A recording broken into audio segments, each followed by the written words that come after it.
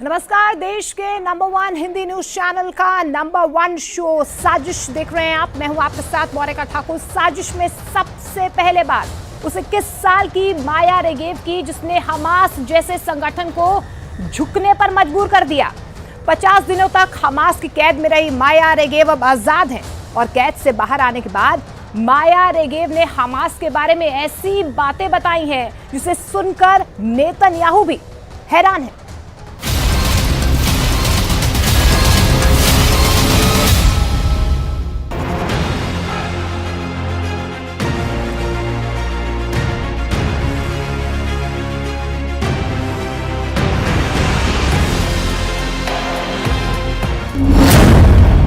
इक्कीस साल की बंधक माया रेगेव का वीडियो।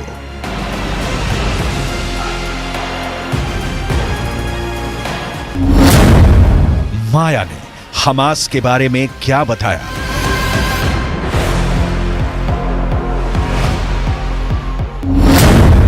हमास ने माया के साथ कैसा सलूक किया?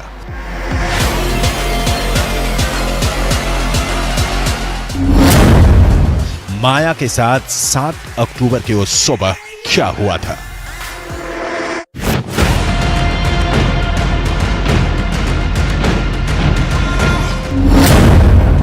माया को हमास ने कैसे किया था अगवा?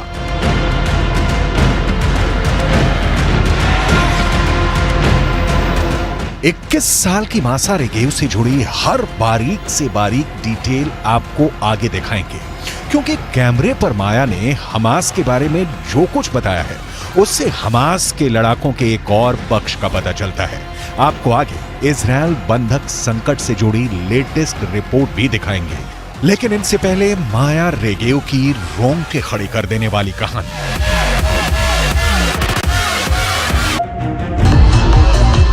माया रेगेव सही सलामत थी जब म्यूजिक फेस्टिवल में थी,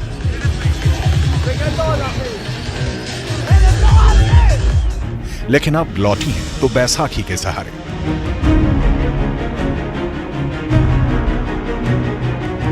बंधकों को वापस ला रही वैन में बैठने से पहले माया रेगेव का यह वीडियो देखिए, जो हमास की उन सारे कायदों की धज्जियां उड़ाता है जिसमें कहा गया है कि बंधक बिल्कुल सुरक्षित लौटेंगे।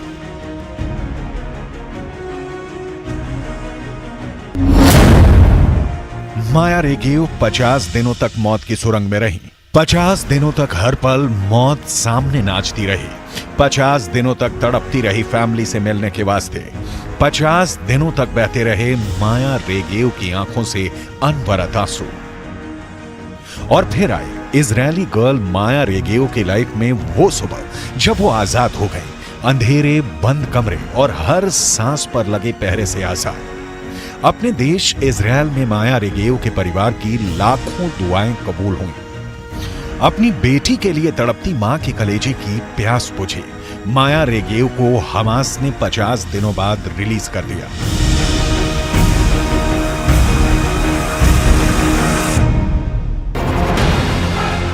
माया और माया के 18 साल के भाई इताई को हमास के लड़ाकों ने 7 अक्टूबर को नोआ म्यूजिक फेस्टिवल से अगवा किया था।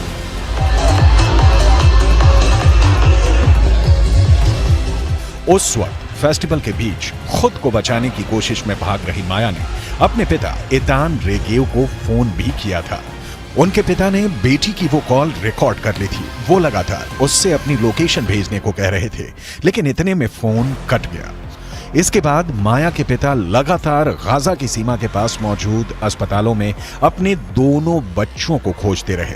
उन्हें कोई सुराग नहीं मिला। कुछ देर बाद ईलान को सोशल मीडिया पर एक वीडियो मिला।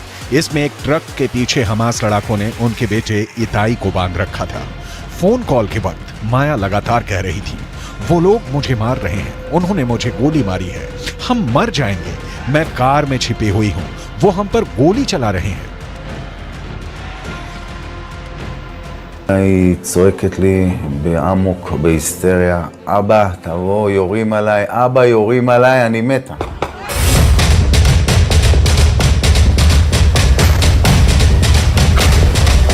हमास ने 7 अक्टूबर को इजराइल के लोगों को जब बंधक बनाया तो ना उनकी उम्र देखी, ना मर्द औरत देखा। जो भी पकड़ा गया उसे अपनी वैन में ठूस कर चलते बने, जिसे जी चाहा मारा पीटा, और एक लड़की की बॉडी तो पूरे गाजा में निर्वस्त्र करके घुमाया। माया रेगेव के पैर जख्मी हैं। माया के साथ जो 12 और बंधक इजरायली कैद से रिहा हुए हैं, इनमें से 3 बच्चों की उम्र 10 साल से भी कम है। हमास की कैद से आजाद हुई 5 साल की रज अपनी 3 साल की बहन अवीव और मां के साथ बंधक थी।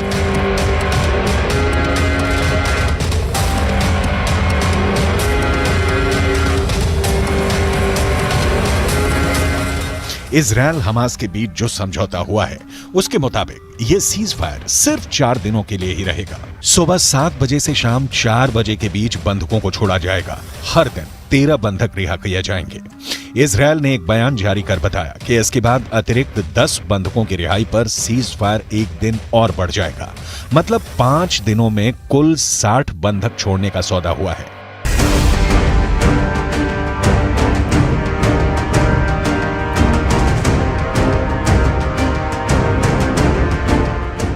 इसके बाद भी हमास की कैद में 180 बंधक बचे रहेंगे। कुल 240 लोगों को 7 अक्टूबर की सुबह हमास ने नोआ म्यूजिक फेस्टिवल से उठा लिया था। इसमें कई देशों के नागरिक भी शामिल हैं। हमास अब जत्था बनाकर इन बंधकों की रिहाई कर रहा है और बदले में इजराइल भी फिलिस्तीनी कैदियों को रिहा कर रहा है। सौदा बहुत सीधा सा दिख रहा है, लेकिन असल में है नहीं। गाजा में गोली बारूद बंदी से शांति दिख रही है, लेकिन यह तूफान से पहले की शांति है, क्योंकि इजराइल ने 2 टूक कहा है कि हमास के अंतिम आतंकी के जिंदा रहने तक जंग जारी रहेगी। मतलब जैसे युद्ध विराम की मियाद खत्म होगी, इजराइल गाजा पर फिर से टूट पड़ेगा। रिहाई के बाद भीषण युद्ध। पहला कारण यह इसलिए क्योंकि 12,000 फिलिस्तीनियों की मौत के बावजूद इजराइल का पूरे उत्तरी गाजा पर कब्जा अब तक बाकी है। दूसरा कारण, गाजा के दक्षिण में खान यूनिस शहर पर भी कब्जा बाकी है। तीसरा कारण, हमास के अंतिम आतंकी के जिंदा रहने तक युद्ध जारी रहेगा, क्योंकि हमास किसी भी वक्त पलटवार कर सकता है।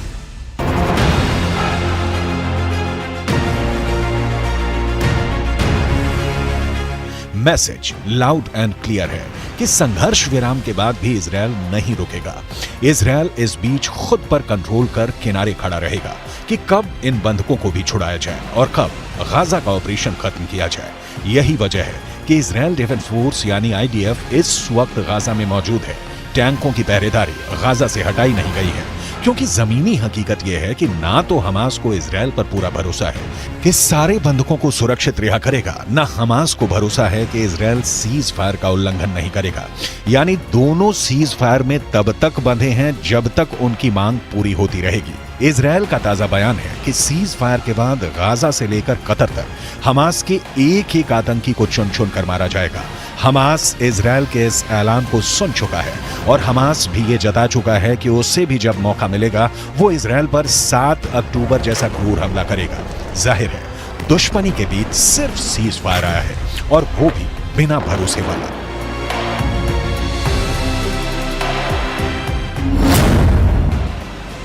रिहाई के बाद भीषण युद्ध।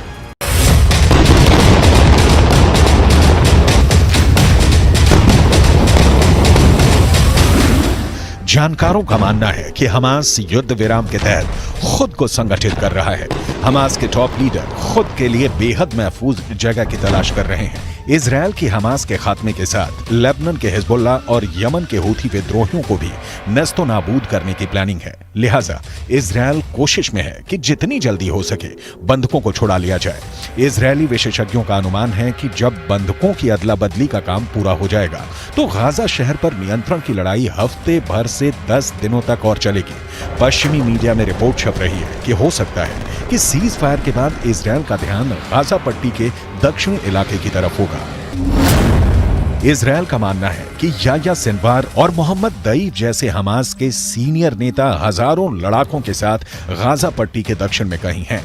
शायद उनके साथ बड़ी संख्या में इजरायली बंधक भी मौजूद हों।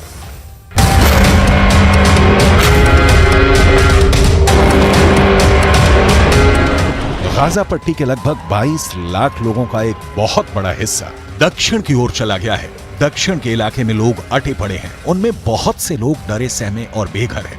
ऐसा लगता है कि वहां एक बहुत बड़ी मानवीय त्रासदी अपने होने का इंतजार कर रही है। अल मवासी के रेतीले मैदानों के बीच टेंटों में ठूंसे सैकड़ों फिलिस्तीनियों का मंजर दुनिया को इस मानवीय संकट की ओर निगाहें दौड़ाने के लिए मजबूर कर सकता है।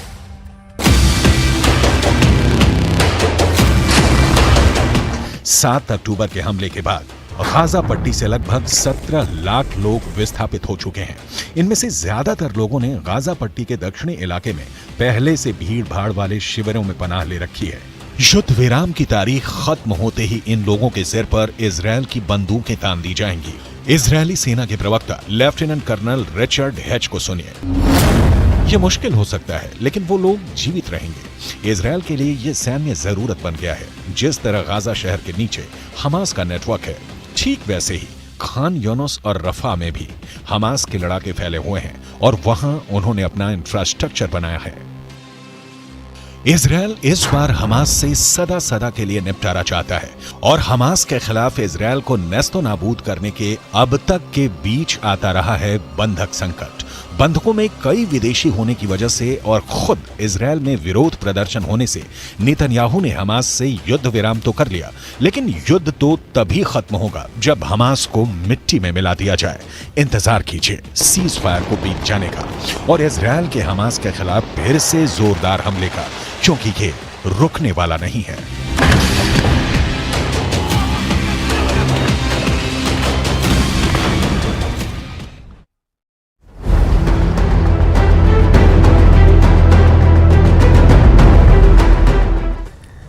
इजरायली सेना ने डंके की चोट पर कह दिया है कि जैसे ही सीजफायर खत्म होगा वो गाजा पट्टी और वेस्ट बैंक में 10 गुना तेजी से हमला करेगा। लेकिन इतनी बड़ी धमकी देने के बाद नेतन्याहू को फौरन एहसास हुआ है कि उसने बहुत भारी गलती कर दी है और इस गलती का फायदा ईरान उठा सकता है।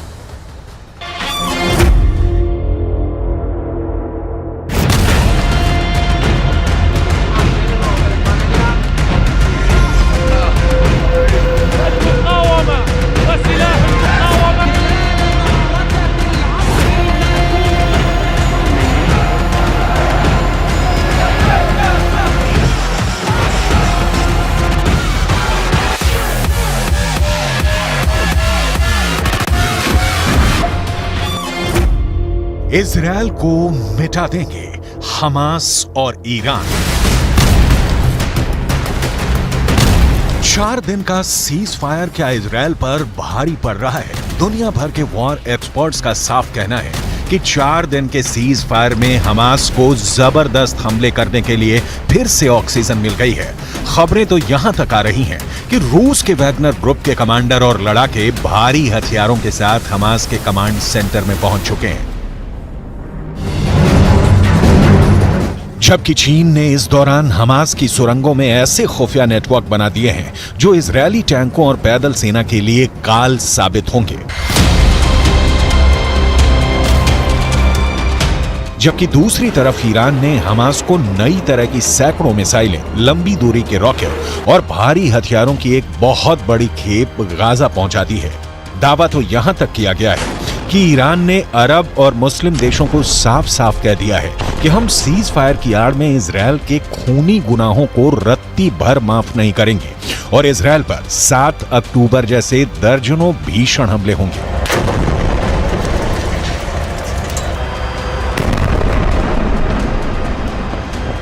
इस वक्त इजरायल के 1.5 लाख सैनिक और 800 टैंक गाजा पट्टी वेस्ट बैंक में मौजूद हैं। खबरें तो यहां तक आ रही हैं कि इजरायल ने सीज फायर पूरा होने से पहले ही हमास के ऊपर जबरदस्त हमले शुरू कर दिए हैं ताकि हमास 7 अक्टूबर जैसा हमला इजरायल पर ना कर सके। जबकि दूसरी तरफ हमास, हिजबुल्लाह और हूथी मिलकर इजरायल पर हमले कर रहे हैं, जो साफ साफ संकेत हैं कि ना तो हमास हार रहा है और ना ही हिजबुल्लाह और हूथी के लड़ाके इजरायल पर हमला करने से हिचक रहे हैं, क्योंकि ईरान इस वक्त गाजा युद्ध का बॉस बन चुका है। यही वजह है कि इजरायल के प्रधानमंत्री बेंजामिन नेतन्याहू ने एक ऐसा बयान दे दिया है जो इजरायल के वजूद से जुड़ गया है। इजरायल की हार पर नेतन्याहू का कबूलनामा, इजरायली प्रधानमंत्री बेंजामिन नेतन्याहू ने गाजा युद्ध को लेकर इजरायली मीडिया में बड़ा लेख लिखा है। नेतन्याहू ने गाजा युद्ध पर लिखा है कि ईरान की शैतानी धुरी बन चुका है हमास। नेतन्याहू ने दुनिया को चेतावनी दी कि अगर हमास ईरान युद्ध जीत गए तो अगला नंबर बाकी देशों का होगा। बेंजामिन नेतन्याहू ने यह भी लिखा है कि हमास ने 7 अक्टूबर को जिस तरह आतंक मचाया वो हमें दिखाता है कि अच्छा भविष्य तभी संभव है जब सभ्य दुनिया इन जंगलियों के खिलाफ लड़ेगी। नेतन्याहू ने अलर्ट करते हुए ये भी लिखा है कि कुछ लोगों को लगता है कि हम आराम से अपनी जिंदगी में रहेंगे और बुराई खत्म हो जाएगी, तो ऐसा बिल्कुल भी नहीं है।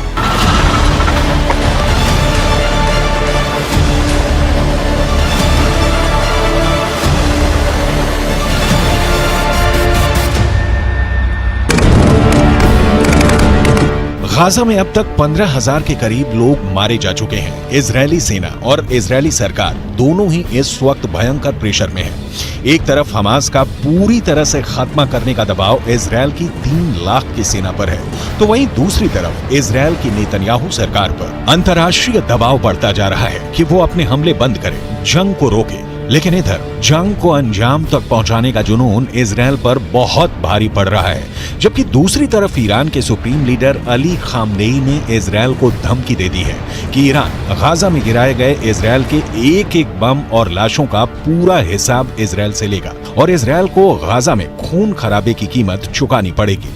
देखिए ईरान के सुप्रीम लीडर ने क्या कहा है। ईरानी सर्वोच्च नेता अली खामनेई ने एक्स पर एक पोस्ट में इजरायल को गाजा युद्ध पर चेतावनी दी है। अली खामनेई ने लिखा है कि गाजा पट्टी में आईडीएफ के हमले पर तगड़ा जवाब जरूर मिलेगा। खामनेई ने लिखा है कि गाजा में इजरायल की भीषण बमबारी उस करारी हार की भरपाई नहीं कर पाएगी जिस करारी हार का सामना इजरायल को 7 अक्टूबर को करना पड़ा था। ईरानी सर्वोच्च नेता अली खामनेई ने दावे के साथ लिखा है कि इजरायल अमेरिका के समर्थन के बिना कुछ भी नहीं है और कुछ ही दिनों में इजरायल चुप होने को मजबूर हो जाएगा। इजरायल की हार पर नेतन्याहू का कबूलनामा।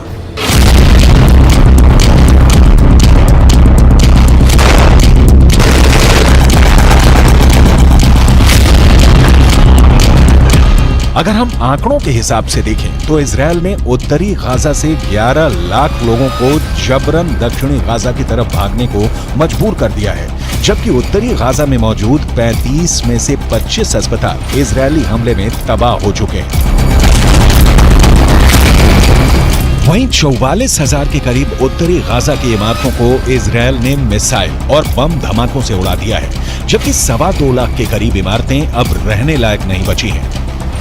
लगभग 10,000 हमास लड़ाके अब तक इजरायली सेना मारने का दावा कर चुकी है, लेकिन जबरदस्त प्रेशर में 4 दिन का सीज फायर इजरायल की 1.5 महीने की मेहनत और जीत पर पानी फेर रही है।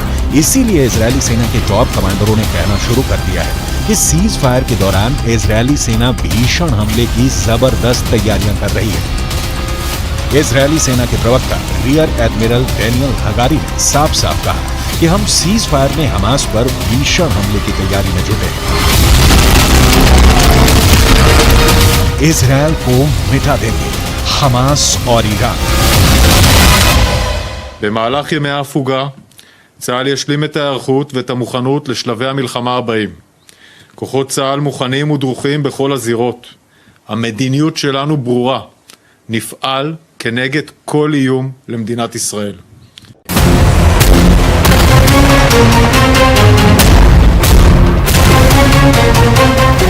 अब सवाल उठता है कि अगर इजरायल सीज फायर के दौरान भी लगातार तेज हमले कर रहा है तो फिर हमास क्या कर रहा है। पश्चिमी मीडिया के दावों के मुताबिक सीज फायर का फायदा हमास के लादेन के नाम से मशहूर याह्या सिनवार उठाना चाहता है। इजरायल के एक अखबार के दावे के मुताबिक इजरायल की रक्षा विभाग के अधिकारियों को लगता है कि गाजा में हमास का चीफ याह्या सिनवार दक्षिणी गाजा पट्टी में मानवीय संकट का फायदा उठाने की कोशिश में है। इस रणनीति के तहत खान यूनुस का लादेन कहा जाने वाला याह्या सिनवार इजरायली रक्षा बलों पर इतना अंतर्राष्ट्रीय दबाव डालना चाहता है कि आगे अपने अभियान को तेज न कर सके। खान यूनुस ही सिनवार का मुख्य कमांड सेंटर है। माना जा रहा है कि दबाव में इजरायली सेना अपेक्षाकृत सीमित ऑपरेशन के लिए तैयार हो सकती है, जिससे हमास को कोई खास नुकसान नहीं होगा, इजरायली अफसरों का मानना है कि सिनवार युद्ध विराम के बाद जमीनी अभियानों को फिर से शुरू करने में देरी कराने की योजना बनाने में जोर शोर से जुटा है। आप कुछ पॉइंट से समझ लीजिए। हमास का लादेन याह्या सिनवार उत्तरी गाजा के बजाय दक्षिणी गाजा को बचाने पर अब क्यों जोर दे रहा है? सीज फायर की वजह से खान यूनुस या राफा को निशाना बनाने की बजाय इजरायली सेना नुसैरा, अल बुरायज और दीर अल बलाह जैसे इलाकों पर ही सीमित हमले कर पा रही है। इजरायली सेना दक्षिणी गाजा के गैर मानवीय क्षेत्रों में सीमित अभियान चलाने को मजबूर हो रही है। इसका नुकसान आईडीएफ को यह हो रहा है कि हमास इजरायल के भीषण हमलों से बच रहा है और हमास का लादेन याह्या सिनवार एक बार फिर से दक्षिणी गाजा में हमास की सैन्य ताकत को मजबूत करने में जुटा है।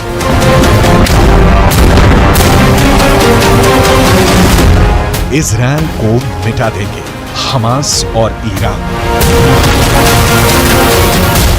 إنهاء الاحتلال وحماية الأقصى وتحرير الأسرى نخوض معركة التصدي لعدوان جيش وقطعان مستوطنين على شعبنا ومدننا، نخوض معركة كسر الحصار على شعبنا في قطاع غزة الذي امتد 17 عاما أو يزيد، نخوض معركة تحقيق الحلم والأمل الفلسطيني। इस वीडियो में दिखाया गया है कि हमास के लड़ाके अचानक तबाह इमारतों से बाहर निकलकर आरपीजी फायर कर रहे हैं या फिर टैंकों पर सीधे रॉकेटों से हमले कर रहे हैं, जबकि जमीन पर इजरायली सेना का एक भी पैदल सैनिक नहीं दिख रहा है। इजरायली सेना पूरी तरह से या टैंक के अंदर है या फिर किसी बख्तरबंद वाहन के अंदर हमास के लड़ाकों से जंग कर रही है। हमास के इस खुफिया युद्ध ने इजरायली सेना के पसीने छुड़ा दिए हैं। 4 दिन के सीज फायर के बाद जब दोबारा से इजरायली सेना गाजा शहर और उत्तरी गाजा के बेहद अंदरूनी हिस्सों पर हमला करेगी तो उस वक्त हमास और ज्यादा घातक हमले इजरायली सेना पर जरूर करेगा। लेकिन इजरायली सेना ये भी दावा कर रही है कि सीज फायर के बाद हमास का खात्मा पूरी तरह से हो जाएगा। עוקבים אחרי כל מה שצריך לעקוב, אחרי בכירי חמאס בעזה ובכל מקום בעולם. יש למלחמה הזאת מטרות מאוד מאוד ברורות, וצה"ל נערך לשלבים הבאים במלחמה, על מנת לפרק את חמאס, לסדר את הגבולות, שיהיו גבולות בטוחים, להמשיך במאמץ העליון, להשבת חטופים, להגיע להרתעה אזורית. वहीं हमास का दावा है कि इजरायल सेना युद्ध विराम को तोड़ रही है और हमास पर हमले कर रही है। हमास के इस दावे में दम नजर आता है क्योंकि इजरायली सेना का दावा है कि पिछले 10 घंटे की भीषण जंग में हमास के दर्जनों लड़ाके मारे गए हैं। आईडीएफ की मुख्य पैदल सेना इकाइयों में से एक है नाहल ब्रिगेड के सैनिकों ने उत्तरी गाजा के पश्चिम में जबालिया पर भीषण हमला किया। जबालिया में आउटपोस्ट 17 पर आईडीएफ ने हमास लड़ाकों को मारकर कब्जा कर लिया है। आईडीएफ फाइटर जेट ने सेंट्रल कैंप ब्रिगेड में हमास की एंटी टैंक मिसाइल यूनिट के प्रमुख इब्राहिम अबू मगसीब को मार डाला। अब ऐसे हालात में अंदाजा लगाया जा सकता है कि इजरायल के लिए गाजा युद्ध कितना भारी पड़ रहा है। इसीलिए नेतन्याहू को लिखना पड़ा है कि अगर ईरान और हमास जीतते हैं तो फिर इजरायल का विनाश तय है।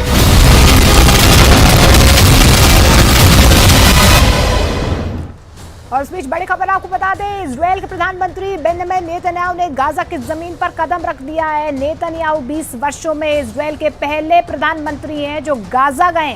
नेतन्याहू ने यहां पर उत्तरी गाजा में पहुंचकर इजरायल के सैनिकों से मुलाकात की है। नेतन्याहू ने कहा है कि बंधकों के रिहा होने के बाद वो हमास को पूरी तरह से यहां पर खत्म कर देंगे और गाजा पर फिर कभी हमास दिखने वाला नहीं है।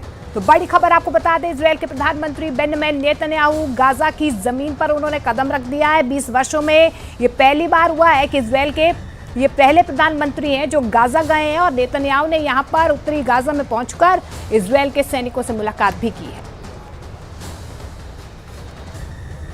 तो इजरायल की जेल से बाहर आने वाले वेस्ट बैंक के लोग हमास के फैन हो गए। उन्हें लगता है कि इजरायल से डील करने का हमास वाला तरीका ही बेहतर है। रिहाई के बाद भी वहां के लोगों में गुस्सा बढ़ता जा रहा है क्योंकि इजरायल ने वेस्ट बैंक में हमले और ज्यादा तेज कर दिए हैं। ऐसे में सवाल है कि बारूद के ढेर पर बैठा वेस्ट बैंक अगला गाजा बनेगा।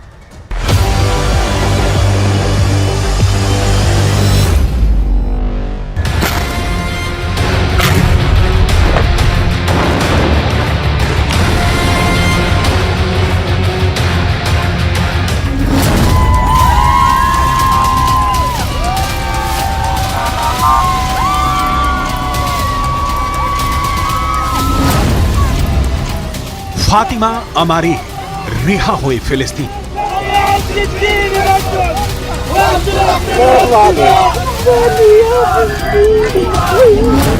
असल अल तैयारी इजरायली जेल से रिहा।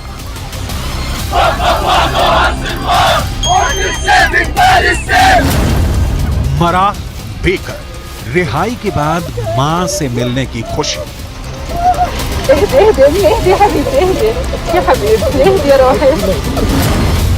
फिलिस्तीनी महिला 7 साल बाद परिवार से मिलने का जश्न।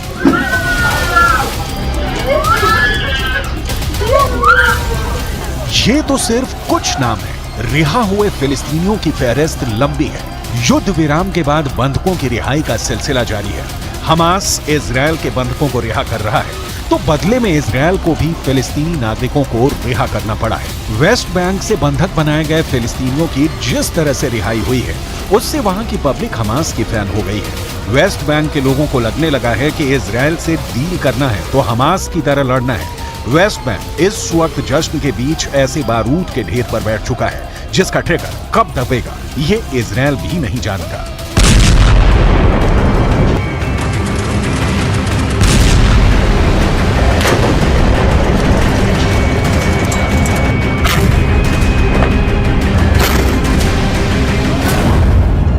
सवाल है कि क्या वेस्ट बैंक के लोग भी हमास के रास्ते पर चल पड़ेंगे?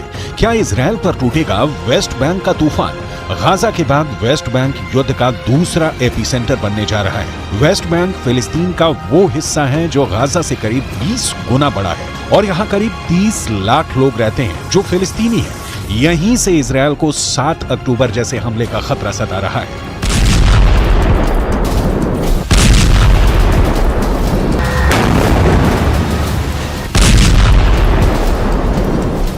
ऐसा इसलिए क्योंकि वेस्ट बैंक के फतह मूवमेंट के नेता समीर अल मशरावी ने बहुत बड़ी बात कह दी है। फिलिस्तीनी मीडिया के मुताबिक फतह मूवमेंट के नेता समीर अल मशरावी ने कहा है कि हमास ने जो किया वो फिलिस्तीन के लोगों के लिए फख्र की बात है और इजरायल से लड़ने के लिए फिर से छापामार युद्ध की शुरुआत जरूरी है। गाजा में इजरायल के गदर के बाद वेस्ट बैंक के लोगों में गुस्सा बहुत है। यहाँ लगातार इजरायल के खिलाफ प्रदर्शन हो रहे हैं। इजरायल वेस्ट बैंक के लोगों की आवाज को दबाने की कोशिश कर रहा है। इजरायल के हमले में अब तक वेस्ट बैंक के 225 से ज्यादा लोगों की मौत हो गई है। वहीं आधे से ज्यादा उत्तरी गाजा पर इजरायल का कब्जा हो चुका है। गाजा की ही तरह इजरायल की निगाहें वेस्ट बैंक पर भी पूरे कब्जे की हैं। लेकिन इजरायल की मुश्किल ये है कि वो गाजा की तरह वेस्ट बैंक पर हमला नहीं कर सकता। इसकी कई वजह है। वजह नंबर 1, हमास का वर्चस्व गाजा में है जबकि वेस्ट बैंक में फतह मूवमेंट की सरकार है। वजह नंबर 2, दुनिया वेस्ट बैंक में फिलिस्तीन की सरकार को सपोर्ट करती रही है और वहां हमास की भी मौजूदगी नहीं है। वजह नंबर 3, वेस्ट बैंक का एक हिस्सा जॉर्डन से लगा है और जॉर्डन फिलिस्तीन को सपोर्ट करता रहा है। ऐसे में वेस्ट बैंक पर अटैक का मतलब है कि जॉर्डन भी उबाल खा सकता है और फिर पूरा पश्चिम एशिया जलने लगेगा। वजह नंबर 4, वेस्ट बैंक गाजा की तरह जेल जैसा नहीं है। वहां का कंट्रोल इजरायल के पास है, लेकिन गाजा के मुकाबले वेस्ट बैंक के लोगों को ज्यादा आजादी है। वेस्ट बैंक के कई हिस्से में तो फिलिस्तीन के लोगों का दबदबा है। वजह नंबर 5, इजरायल को डर है कि वेस्ट बैंक में अगर छापामार युद्ध शुरू हो गया तो फिलिस्तीनी इजरायल पर भारी पड़ सकते हैं।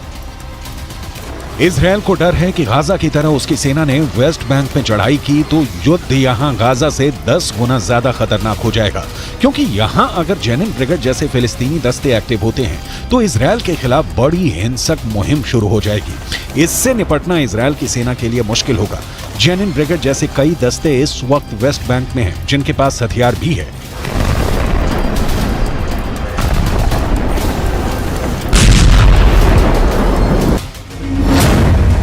ऐसे ही अलग अलग फिलिस्तीनी चरमपंथी समूह के लड़ाकों के बहुत से गुट हैं। ऐसे हर गुट में सैकड़ों हथियारबंद लड़ाके हैं। स्थानीय इलाके में जब ये ऑपरेट करते हैं, सिर्फ जेनिन ब्रिगेड के बारे में बताएं तो ये इजरायल के खिलाफ बागी गुट का वो हिस्सा है जो जेनिन शहर में एक्टिव है। ये जॉर्डन नदी के पश्चिम तट पर बसा है। इसको इजरायल ने 1967 में 6 दिनों तक चले युद्ध के बाद जॉर्डन से छीन लिया था।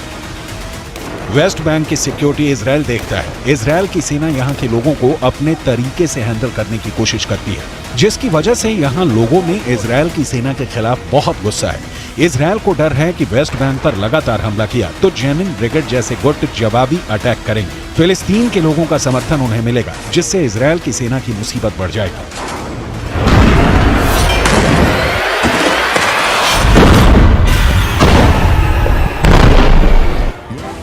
हालांकि इजरायल वेस्ट बैंक में लंबे वक्त से अपने लोगों को बसा रहा है ताकि वो फिलिस्तीनियों को कंट्रोल कर सके और उनके इलाके वेस्ट बैंक और इजरायल के बीच बफर जोन के रूप में भी काम करें। वेस्ट बैंक और पूर्वी यरूशलेम में इजरायल के करीब 7 लाख सेटलर्स रहते हैं।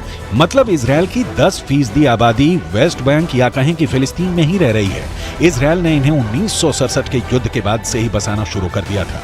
इस वक्त आप जो 3 मैप स्क्रीन पर देख रहे हैं, उसमें से पहला मैप वो है जिस पर फिलिस्तीन की हुकूमत चलती है। इस 18% हिस्से पर फिलिस्तीन के लोग रहते हैं, उन्हीं का कंट्रोल है। जबकि ये दूसरा मैप देखिए, इस 22% हिस्से पर फिलिस्तीन और इजरायल के लोगों का साझा कंट्रोल है। मतलब ये कि कहीं इजरायल के लोगों की ही हुकूमत है तो कहीं पर फिलिस्तीन के लोगों के पास अधिकार है और वो अपने तरीके से सारी चीजों को मैनेज करते हैं। जबकि तीसरा मैप जो वेस्ट बैंक का करीब 60% हिस्सा है, यहाँ पर इजरायल की सेना का दबदबा है। हर चीज उनके कंट्रोल में है। फिलिस्तीनियों के हर मूवमेंट यहाँ पर इजरायल की इजाजत से होती है। हर जगह चेक पॉइंट है और उन्हें कई इलाकों में दाखिल होने की इजाजत नहीं है। यानी वेस्ट बैंक का 60% इलाका पहले ही इजरायल के कब्जे में है। ऐसे में ये बात तो जग जाहिर है कि इजरायल के निशाने पर वेस्ट बैंक युद्ध के बाद से नहीं बल्कि लंबे वक्त से है। यहाँ तो वक्त के साथ अपनी पकड़ मजबूत बना रहा है। यहाँ के बड़े शहर जैसे हेब्रोन, रमल्ला, जेनिन और जेरिको हैं। इन शहरों पर कहने को फिलिस्तीन की सरकार की हुकूमत है, लेकिन असलियत यह है कि इजरायल इस पूरे इलाके को कंट्रोल करता है।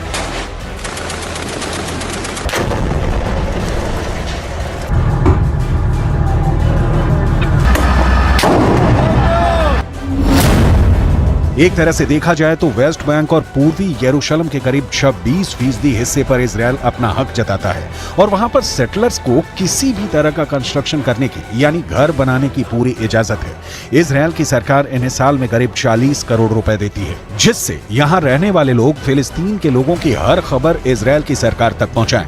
अगर फिलिस्तीन के लोग किसी तरह का कोई निर्माण का काम कराते हैं तो वो इजरायल की सेना को रिपोर्ट करते हैं और फिर इजरायल के बुलडोजर उस जगह को ढहा देते हैं।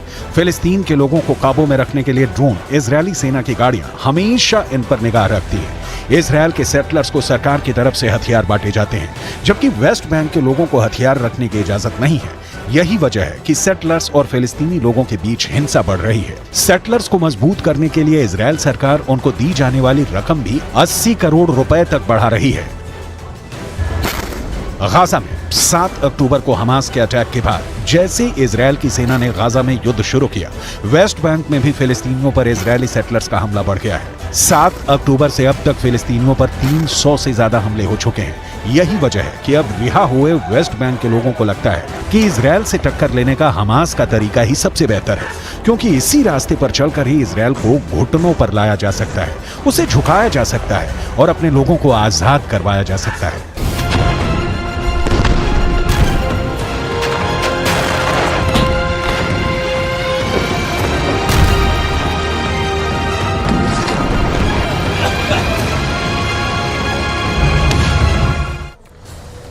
वेस्ट बैंक इस वक्त बहुत ही खतरनाक दौर से गुजर रहा है। सबसे बड़ा डर है कि अगर वेस्ट बैंक में युद्ध शुरू हो गया तो अंत कहां होगा। ये बात तो इजरायल भी नहीं जानता है। फिलहाल वेस्ट बैंक में युद्ध का खतरा इतना बढ़ गया है कि सबको लग रहा है कि ज्वालामुखी जल्दी फूटने वाला है।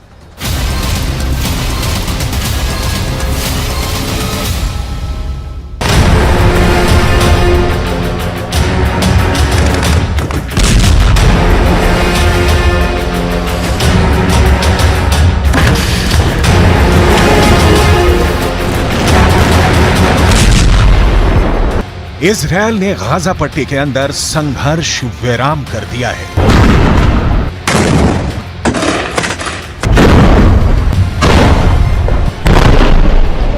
लेकिन बहुत ही रणनीतिक दृष्टि से इजरायल ने फिलिस्तीन के दूसरे हिस्से यानी कि वेस्ट बैंक पर ताबड़तोड़ हमले शुरू कर दिए हैं।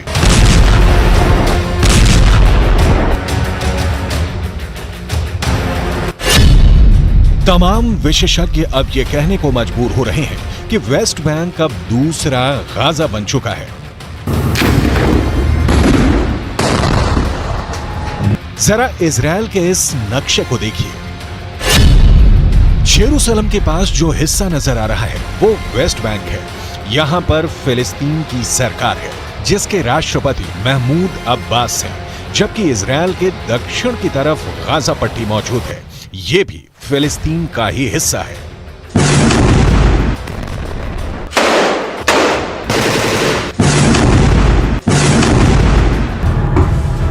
साल 1948 में जब इजरायल और फिलिस्तीन का बंटवारा हुआ, उस वक्त फिलिस्तीन को गाजा पट्टी का हिस्सा इसलिए दिया गया ताकि गाजा पट्टी के माध्यम से फिलिस्तीन का संपर्क समंदर से हो सके और वो विकास की ऊंचाइयों को छू सके। लेकिन गाजा पट्टी हमास के आतंकवादियों का एक किला बन गया और इसीलिए गाजा पट्टी पर इजरायल ने अब तक की सबसे बड़ी कार्यवाही की है।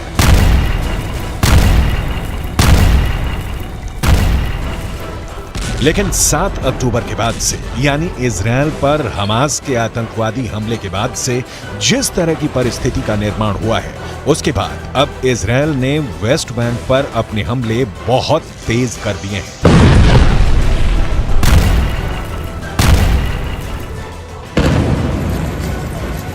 फिलिस्तीन पर रिपोर्टिंग करने वाले अंतर्राष्ट्रीय अखबारों का दावा है कि 7 अक्टूबर से अब तक फिलिस्तीन के अंदर वेस्ट बैंक वाले इलाके में 237 लोगों की मौत हो चुकी है। यानी वेस्ट बैंक के अंदर इजरायल की सेना हर दिन करीब 5 फिलिस्तीनियों को मार रही है। इसका मतलब है कि वेस्ट बैंक के अंदर हर 5 घंटे में एक फिलिस्तीनी को मारा जा रहा है।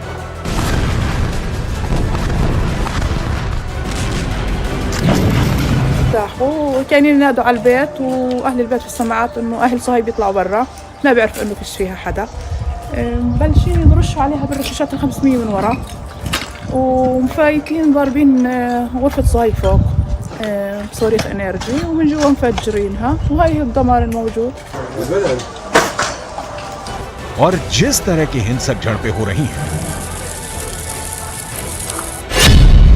7 अक्टूबर से अब तक फिलिस्तीन के वेस्ट बैंक के इलाके में 2750 फिलिस्तीनी घायल हो चुके हैं।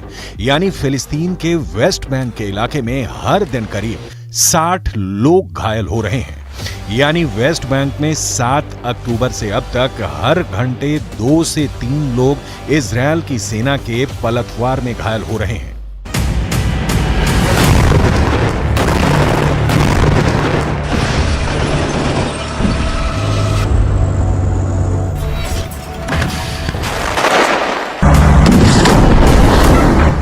अगर देखा जाए तो ये बात साफ साफ नजर आती है कि शांति काल में जितनी हिंसा गाजा पट्टी के अंदर 7 अक्टूबर से पहले हो रही थी, उतनी हिंसा अब वेस्ट बैंक के अंदर 7 अक्टूबर के बाद से लगातार हो रही है।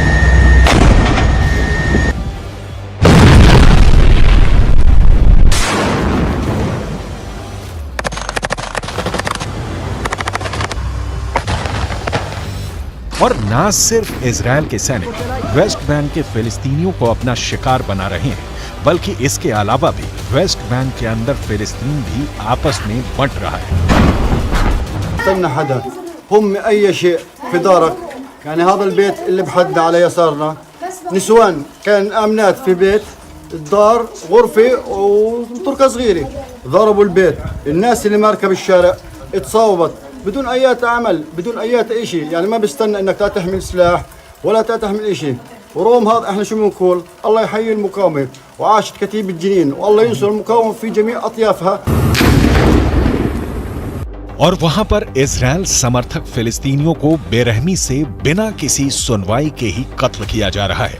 आखिर कैसे वेस्ट बैंक के अंदर फिलिस्तीन वर्सेस फिलिस्तीन नजर आ रहा है, इसकी पूरी डिटेल रिपोर्ट आपको आगे देंगे।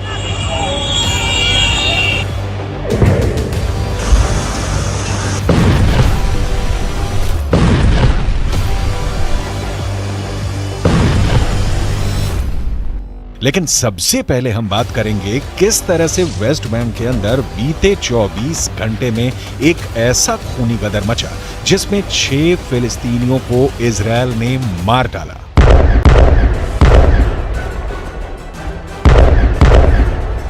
फिलिस्तीन के अंदर वेस्ट बैंक में सबसे बड़ा खूनी संग्राम जेनिन के अंदर देखने को मिल रहा है।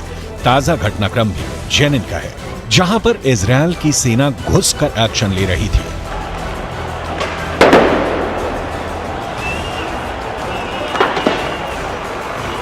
यहां इजराइल की सेना को भारी प्रतिरोध का सामना करना पड़ रहा है।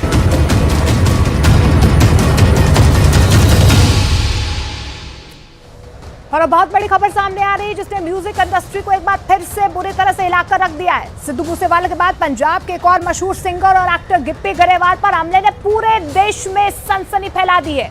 गिप्पी गरेवाल ने अपने ऊपर हुए हमले को लेकर नेटवर्क 18 से खास बातचीत की है और बताया है कि उन पर हुए अटैक का सच क्या है। गिप्पी गरेवाल ने हमसे एक्सक्लूसिव बातचीत में बहुत सी बातें सामने रखी हैं जो आपको हैरान कर देंगी। गिप्पी गरेवाल ने अपने ऊपर हुए हमले को लेकर गैंगस्टर लॉरेंस बिश्नोई के बारे में क्या कुछ बताया है और बॉलीवुड एक्टर सलमान खान के बारे में क्या बताया है। आपको गिप्पी गरेवाल से बातचीत जरूर देखनी चाहिए। कनाडा में पंजाबी सिंगर गिप्पी गरेवाल के घर पर हमला हुआ और इस हमले में भी लॉरेंस बिश्नोई का कनेक्शन सामने आया है। गिप्पी गरेवाल से बातचीत को बहुत गौर से आप देखिएगा, आपको इस हमले के बारे में वो बातें पता चलेंगी जो अब इस केस की इन्वेस्टिगेशन का रुख तय करेंगी। सुनिए। ये कनाडा में कहां पे आपके घर पे फायरिंग हुई है और कब हुई है ये फायरिंग? ये रात को हुई जी, ऑलमोस्ट 12:30-1 बजे। तो घर मेरा वेस्ट वैंकूवर में है, वहां पे हुई है। तो हमें खुद समझ नहीं आ रही कि ये हुआ क्या है, क्यों हुआ है। मतलब पता ही नहीं था कि ये कैसे, मतलब ये कैसे हो गया। और आपकी गाड़ी के ऊपर फायरिंग हुई है ये कोई? जी हुई है, उसके ऊपर भी हुई है, गाड़ी के ऊपर भी हुई है, गैराज के ऊपर हुई है। गिप्पी जी, ये सलमान खान का नाम से एक पोस्ट आई है जिसमें सलमान खान के नाम का जिक्र है लॉरेंस बिश्नोई की तरफ से, उसमें दाऊद का नाम है। ये आपका क्या एंगल आ रहा है? एक्चुअली जब ये वारदात हुई तो पहले तो मैं ये शॉक था, क्योंकि आज तक जिंदगी में कंट्रोवर्सी में नहीं डला, मेरी किसी के साथ दुश्मनी नहीं है। तो मुझे यही समझ नहीं आ रही थी कि ये कौन हो सकता है, मैंने ऐसा क्या। तो जब पूछता ही तो वो तो मेरे लिए बहुत शॉकिंग था, क्योंकि सलमान खान का जब नाम आया तो मेरी कौन सी सलमान खान के साथ दोस्ती है। तो एज अ मतलब मैं फिल्मों में काम करता हूँ, मैं वहाँ पे गया, प्रोड्यूसर जिसकी फिल्म थी उन्होंने सलमान को ट्रेलर लॉन्च में बुला लिया। मैं तो खुद उसको वहाँ पे मिला हूँ, उससे पहले मैं बिग बॉस में गया था तो तब मिला था। मेरा कुछ लेन देन ही नहीं है, ना कुछ दोस्त है, या तो वो ना बहुत दोस्त है, मेरी फ्रेंडशिप है, जहाँ उसका गुस्सा निकाला जा रहा है। तो मेरे लिए तो मतलब अभी भी शॉकिंग है, मैं प्रोसेस नहीं कर पा रहा है इस पूरे चैप्टर को कि मेरे साथ क्या हुआ है। गिप्पी जी, क्या लॉरेंस बिश्नोई ने कभी आपको धमकी दी थी इसके पहले, और आप पंजाब जाते हैं तो आपको सुरक्षा मिलती है, आप मोहाली के रहने वाले हैं? नहीं, एक्चुअली लॉरेंस बिश्नोई ने मुझे कभी कॉल नहीं है, अभी भी नहीं आया कोई मुझे कॉल, मतलब पहले भी नहीं आया, अभी भी नहीं आया। जब ये चीज हुई तो मेरे को तो यही था कि ये हुआ क्या, मतलब अभी भी मैं प्रोसेस नहीं कर पा रहा पूरी चीज। तो अभी आप समझ सकते हैं मेरी। तो आपको किस पे शक हो रहा है? आपकी लॉरेंस से कोई दुश्मनी नहीं, कोई फिरौती या आपसे पैसे मांगे गए हों? नहीं, अभी तो कुछ नहीं, बट अभी जो उन्होंने पोस्ट पाई है वो मुझे समझ नहीं आई। मतलब कि मैं या तो होता कि मतलब पता होता है कि यार ये बंदा उसका दोस्त है या कुछ ऐसे, या उनको हो सकता है कि उनको ये बुराई बहुत लगा कि ये चीज है, वो मुझे समझ नहीं लगी। बट मेरी कोई दोस्ती नहीं है और सलमान के साथ कुछ ऐसा नहीं है। वहां पे गए तो वो ट्रेलर लॉन्च किया, वहां पे और भी आर्टिस्ट थे वो भी गए थे, बट ऐसा कुछ नहीं था। तो ये बिग बॉस की बात कर रहे हैं, बिग बॉस की नहीं जी, ट्रेलर लॉन्च की बात कर रहे हैं। जब हमारी एक फिल्म आई थी मौजा मौजा, उसका ट्रेलर लॉन्च था, उसमें सलमान खान आए थे। जी उस पे आया। तो आपकी सलमान खान से कोई दोस्ती नहीं है? नहीं ठीक, बिल्कुल नहीं। और मतलब मैं उनको एज ए फिल्म स्टार जानता हूँ जैसे बाकी लोग जानते हैं। और गिप्पी जी, आप घर में मौजूद थे जब ये फायरिंग हुई है? नहीं जी, मैं मौजूद नहीं था, मैं बाहर था। ये कनाडा में कहाँ है आपका घर जहाँ पर ये फायरिंग हुई? बताया जी पहले वेस्ट वैंकूवर में। और आपने पुलिस को सूचना दी है कनाडा में? जी। शुक्रिया न्यूज 18 से बात करने के लिए। तो 25 तारीख को ये पूरा हमला होता है, लेकिन हमले के बाद क्या कुछ कार्रवाई इस पूरे मामले में अब तक हो चुकी है? हमारे सहयोगी हमारे साथ आनंद जुड़ रहे हैं। आनंद, 25 नवंबर को ये हमला होता है, हमले की जिम्मेदारी यहाँ पर लॉरेंस बिश्नोई गैंग लेती है, लेकिन अब तक क्या कार्रवाई इस पूरे मामले पर? जी देखिए मोनिका, कनाडा में पूरा मामला दर्ज है। कनाडा पुलिस वहां पे पहुंची थी और खुद गिप्पी ग्रेवाल ने न्यूज 18 से बात में इस बात का दावा किया कि कनाडा पुलिस वहां पे पहुंची थी, उनके घर पे फायरिंग हुई है, उनके गराज पर, उनकी लग्जरी गाड़ी पे। देखना होगा कि इस पे किस तरह की कनाडा पुलिस कार्रवाई करती है, क्या शूटर्स को गिरफ्तार करती है, क्योंकि लॉरेंस बिश्नोई इस समय साबरमती जेल में बंद है और गृह मंत्रालय का एक आदेश है कि 1 साल तक उसकी कोई पुलिस कस्टडी फिजिकल तौर पर नहीं ले सकता है। तो इसमें अब देखना होगा कि किस तरह से कनाडा की सरकार है, कनाडा पुलिस किस तरह का रुख अख्तियार करती है। लेकिन इतना साफ है कि गिप्पी ग्रेवाल ने ये बात जरूर मानी है कि सलमान खान के साथ दो मौके पर वो मिले हैं, एक बिग बॉस में और एक फिल्म के लॉन्च पर, और शायद यही वजह है जो दिल्ली पुलिस के अधिकारी बता रहे हैं। बिल्कुल, अब देखना होगा आगे क्या कुछ कार्रवाई इस पूरे मामले में होती है। शुक्रिया आनंद फिलहाल इस तमाम जानकारी के लिए। लेकिन गिप्पी ग्रेवाल भले इनकार कर रहे हैं, लेकिन इस हमले की जिम्मेदारी गैंगस्टर लॉरेंस बिश्नोई ने ली है। रिपोर्ट है कि लॉरेंस बिश्नोई ने गिप्पी ग्रेवाल को धमकी देते हुए कहा कि वो चाहे तो सलमान खान भाई को कह दें कि अगर वो उन्हें बचा सकते हैं तो बचा ले। लॉरेंस बिश्नोई वही गैंगस्टर है जिसका नाम सिद्धू मूसेवाला हत्याकांड में सामने आया है। लॉरेंस बिश्नोई के गैंग ने कहा है कि 25 नवंबर को कनाडा के वैंकूवर के व्हाइट रॉक इलाके में यहां पर हमला हुआ है। यह हमला पंजाबी सिंगर गिप्पी ग्रेवाल के घर पर हुआ, वो उसी ने करवाया है। फेसबुक पर लॉरेंस बिश्नोई नाम के एक अकाउंट से इस हमले की जिम्मेदारी भी ली गई है। और इससे पहले आपको बता दें कि मई 2022 में ही पंजाबी सिंगर सिद्धू मूसेवाला की हत्या की जा चुकी है। इसमें गैंगस्टर गोल्डी बराड़ ने हत्या की जिम्मेदारी ली थी, साथ में लॉरेंस बिश्नोई का नाम भी सामने आया था।